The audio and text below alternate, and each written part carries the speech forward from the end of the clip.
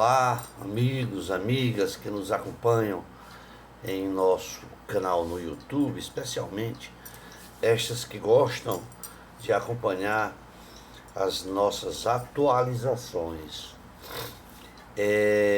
Em nossa última atualização, nós falamos sobre o Instituto de Estudo Previdenciário, o IEPREV.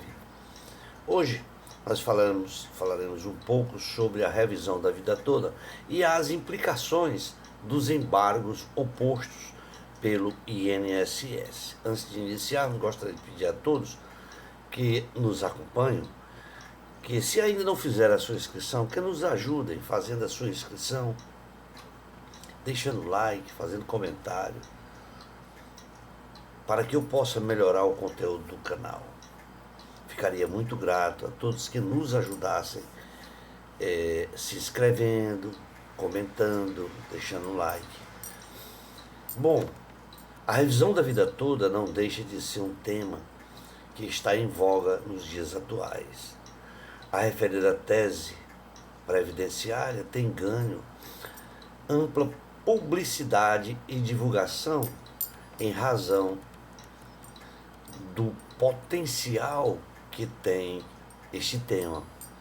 Isto tudo pelo fato de incrementar a renda dos aposentados e pensionistas do Instituto Nacional do Seguro Social, da Seguridade Social, o INSS. A ampla repercussão, ela vem tomando fôlegos nas plataformas digitais, tanto que por este fato que venha tratar, pelo fato de vir a tratar de rendimentos dos aposentados e pensionistas, essas plataformas digitais, elas se tornam ampla e repercutiva. Tudo isso que nessas plataformas elas vêm oferecendo serviços com informações sobre a funcionalidade para a efetivação dos cálculos e até serviços advocatícios para essa gama de clientes que existe, que são os aposentados e pensionistas. E tudo isso aproveitando da tese em que os segurados da Previdência, que contribuíram antes de julho de 94, têm o direito de incluir tais contribuições no cálculo da sua aposentadoria. Alertamos, pois, a todos que esses serviços oferecidos não implicam que o novo entendimento contraria a interpretação de que o INSS deu a uma disposição legislativa de 99 que impediu que os segurados contabilizassem contribuições pretéritas a 94. Ou seja, ela permite, esses serviços permitem o cômputo para o cálculo apenas das contribuições efetivadas após julho do referido ano, ou seja, de 94. Tal entendimento, inicialmente, ele foi rechaçado em primeira instância e a tese chegou. Aliás, esse entendimento, inicialmente, ele foi reconhecido em primeira instância de que os aposentados tinham o direito ao recálculo, a esses atrasados, a esse período em que foi contribuído e não foi calculado.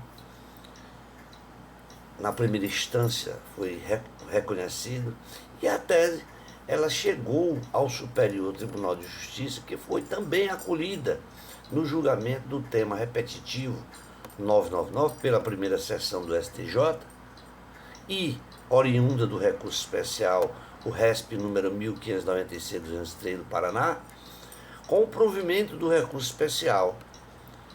O INSS apresentou o recurso extraordinário, o RE ao Supremo Tribunal Federal, tá? e este recurso, com uma votação apertada de 6-5 a favor da tese favorável ao segurado no dia 1º de dezembro de 2022. Ou seja, em 2020, dezembro de 2022, 1º de dezembro, foi julgado pelo INSS e reconhecendo a tese confirmada pelo STJ, o Supremo Tribunal de Justiça. No final do dia, aliás, com esse acórdão publicado pelo TRF, no dia 13 de abril de 2023, no final da noite do dia 5 de maio de 2003, o INSS opôs embargo à declaração dessa decisão do STF. Por força dessa oposição, através desses embargos de declaração, com potenciais e efeitos modificadores do conteúdo da decisão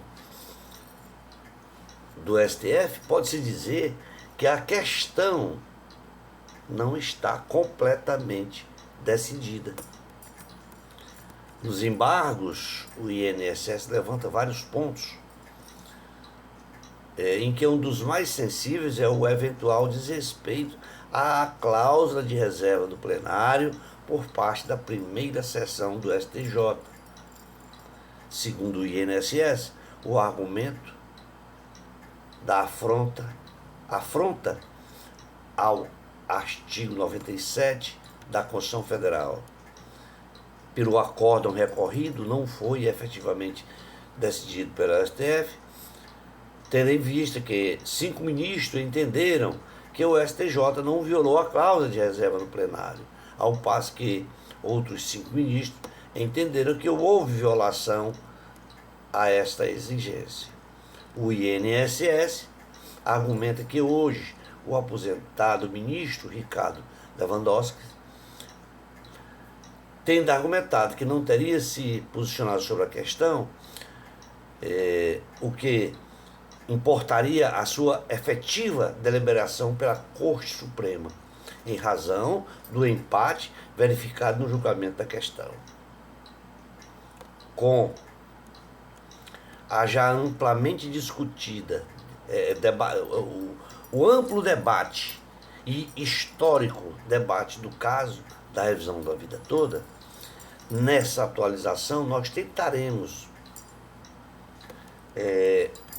fazer para todos vocês uma análise dos restringidos, nos restringidos da efetivação da existência do vício no julgamento. E também se o voto do ministro Ricardo Lewandowski estaria eivado de omissão ou não. E, no caso de positivo, qual a consequência? Ou se deveriam aguardar a nomeação do novo ministro para o julgamento complementar, para integrar o acórdão, ou caso impossível fosse essa substituição do julgador, qual a implicação desse empate na votação. O que entendemos é que, se o argumento da omissão que diz respeito à cláusula de reserva, que nestes casos, se for acolhido, há sim risco de a decisão ser anulada, colocando em xeque as pretensões dos segurados, pelo menos até que o STJ decida novamente sobre o ponto de vista que já decidiu, e desta vez feita por meio de sua corte especial. A cláusula de reserva de plenário no voto do ministro Ricardo Lewandowski é curto, e com apenas 2 páginas, e nele há uma menção ao tema 334 da jurisprudência do STF, decorrente do recurso extraordinário 630-501, em que ficou estabelecido naquele recurso o seguinte enunciado, abre aspas: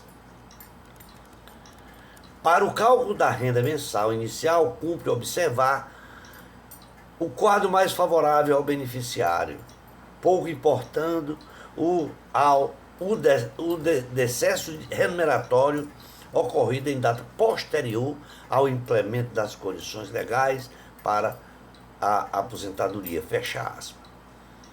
Segundo o ministro, o recurso do INSS deveria ser improvido, uma vez que o STF já teria se posicionado sobre o assunto no referido tema, e que direitos previdenciários são direitos fundamentais, não podendo existir um retrocesso social.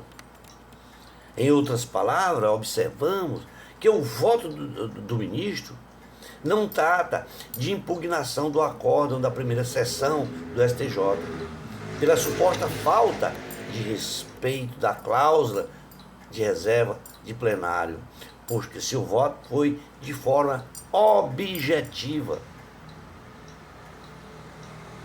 O voto do ministro, não trata da impugnação do acórdão da primeira sessão do STJ, pela suposta falta de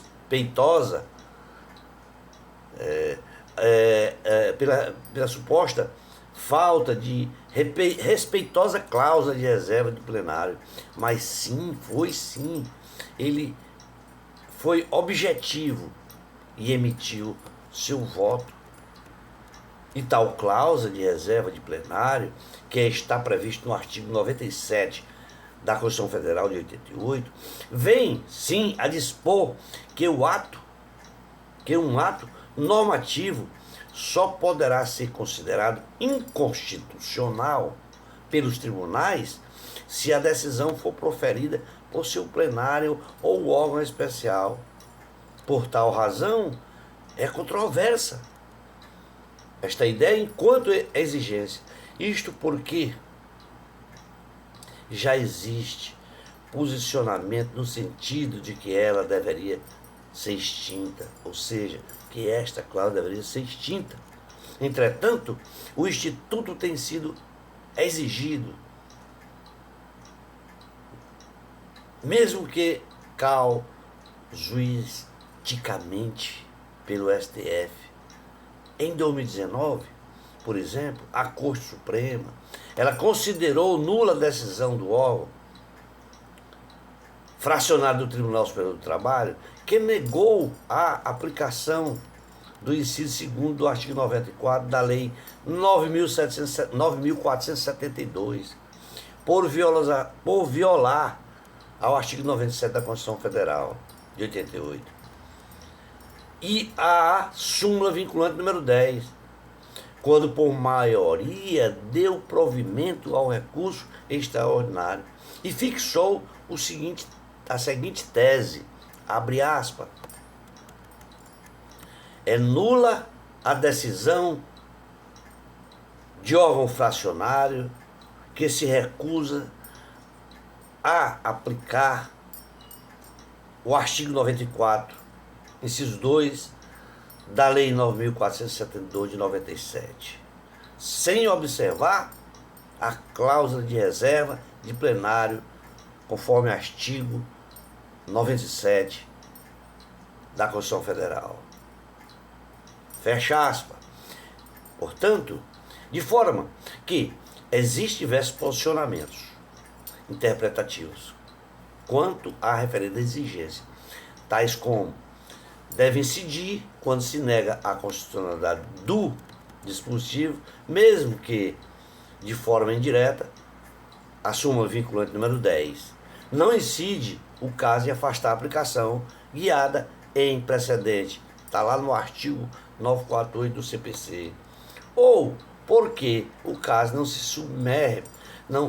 submete à norma, ou até porque a norma pode ser interpretada de outra maneira, sem ofensa à Constituição. Portanto, não cabe aqui fazer qualquer observação sobre tais questões. O que interessa, no nosso caso, é pelo fato de falarmos sobre o panorama da cláusula de reserva de plenário, a saber, quais as consequências do argumento do INSS ante a efetiva exigência de tratamento expresso no voto do ministro Ricardo Lewandowski sobre a violação ao artigo 97 da Constituição Federal. Podemos, então, dizer que, a despeito da omissão em abordar o assunto de forma expressa, o ministro teria, sim, enfrentado o argumento da cláusula de reserva de plenário e do mérito do recurso com um único fundamento de que há precedentes do STF determinando que o cálculo da renda inicial deve ser feito no quadro mais favorável ao beneficiário, nos termos do tema 334. De forma que, no caso concreto, entre a norma de tradição e a definitiva, o que deve prevalecer é aquela que revele um critério mais benéfico ao segurado contribuinte. Nestas situações, não haveria que se falar em violação à cláusula de reserva de plenário, porque o Código de Processo Civil, no seu parágrafo único do artigo 949, na mesma linha, e também na mesma linha do CPC anterior, lá no parágrafo único do artigo 481, que dispensou a necessidade de a instauração de incidente de inconstitucionalidade quando já houvesse precedente do STF sobre a questão. Em outras palavras, queremos dizer que nesses casos, quando o STJ realizou a interpretação, no caso, de modo favorável ao segurado, ele seguiu o anunciado do tema 334, por ser um precedente judicial. E, portanto, não seria necessário remeter a decisão da questão a um órgão especial para análise da sua constitucionalidade. Além do mais, o enunciado do tema 334, por ser um fundamento para que se afaste a exigência da cláusula de reserva de plenário, ela seria o fundamento jurídico do próprio direito constitucional, invocando qual seja de que o segurado tem direito ao melhor benefício, segundo as leis vigentes.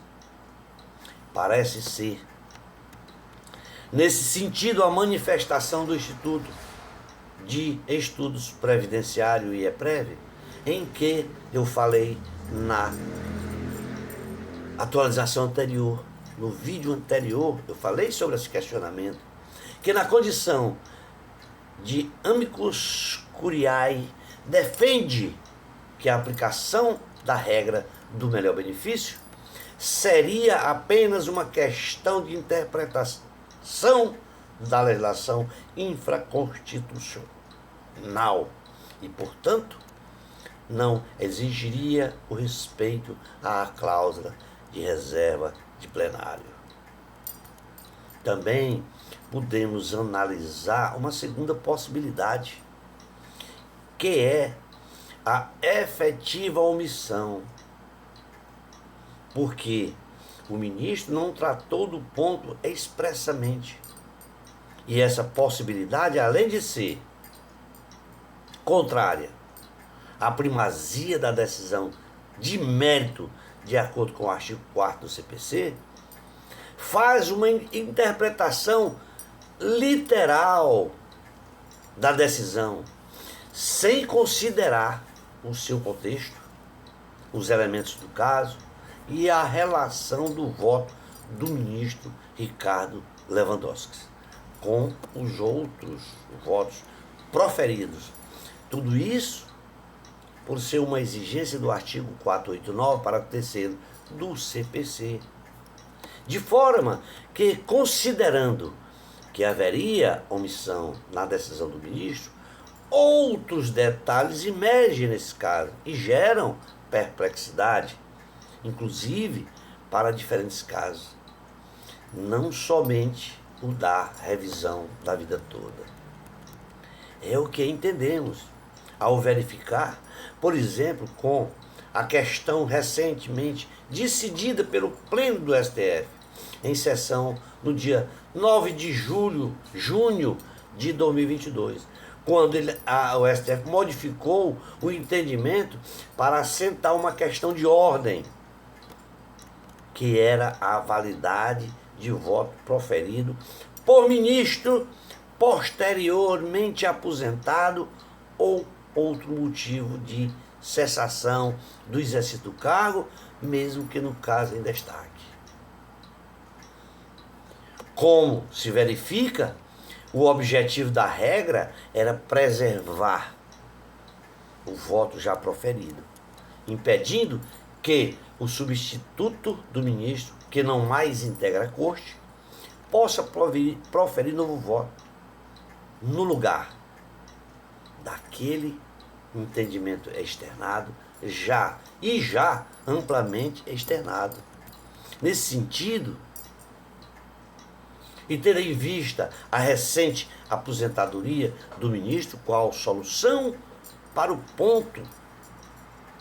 Qual é a solução para este ponto, meu Deus? Ao se permitir que o seu substituto profira voto nos embargos de declaração, que é um recurso eminentemente integrador da decisão anterior, a despeito dos efeitos modificativos expressos na lei processual, pode sim significar uma burla ao novo entendimento firmado pelo próprio STF. Pois, na hipótese de o novel ministro proferir voto sufragando a tese de que o acórdão da primeira sessão do STJ violou a cláusula de reserva de plenário, ela poderia substituir o voto de mérito proferido pelo ministro anterior, o Ricardo Lewandowski. Afinal, com a eventual violação, o processo teria que retornar ao STJ para ser julgado novamente pela Corte Especial, para eventual retorno ao STF. Em havendo tal decisão, não nos parece que essa seja a melhor forma de resolver o problema. Ainda mais quando se tem em mente que a primazia do julgamento de mérito é igualmente uma norma fundamental do processo, que permite suplantar questões preliminares quando o problema estaria apto a ser resolvido em seu mérito pelo próprio STF, como de fato fez o ministro Ricardo Lewandowski. Para concluirmos, podemos dizer e afirmar que a revisão da vida toda continuará sendo objeto de debate, enquanto os embargos de declaração opostos pelo INSS não forem julgados. E que além de todas essas discussões da tese material, ou seja, da tese em que se os segurados, a tese de que se os segurados têm direito ou não à revisão do benefício. Tudo isso há, então, pelo menos duas relevantes das questões envolvidas e que serão alvo de julgamento pela Suprema Corte, certo? Em primeiro momento, se houver ou não violação, essas duas questões são as seguintes. Em primeiro momento, se houver ou não violação na cláusula de reserva de plenário pelo STJ, é uma situação em que, a depender do seu resultado, pode anular o acórdão alvo do recurso extraordinário com o consequente reinício do julgamento no caso. E um outro momento é se o ministro que assumiu a cadeira do Ricardo Lewandowski, ele poderá ou não votar nos embargos de declaração opostos pelo INSS. O que importará nesses casos em uma possível substituição do próprio voto de mérito já proferido, com a eventual reversão do entendimento a favor dos beneficiários. Aí, portanto, uma reversão, o que iria contrariar a recente posição da Corte de que os votos dos ministros aposentados não poderiam ser substituídos pelos substitutos da cadeira, como no caso em voga. Não podemos deixar também de aventar que as questões apontadas acima, há também outras controvérsias, que serão controvérsias debatidas, como aquela envolvendo a modulação de efeito, como o caso trata de uma tese referente a uma legislação previdenciária aprovada em vigor desde 99, não há nenhuma dúvida sobre a pressão que existirá para que o acórdão tenha seu efeito ex tunc, ou seja, que a decisão tenha um efeito retroativo, valendo também para o passado. Para não ficar cansativo, já demanda 27 minutos, vamos ficar por aqui, nos comprometendo com todos vocês que, havendo qualquer novidade sobre o tema, sobre o assunto, nós estaremos aqui apoiando todos vocês, aliás, informando a todos sobre qualquer decisão tomada pelo INSS, pelo STF. Obrigado a todos, forte abraço e até a próxima oportunidade.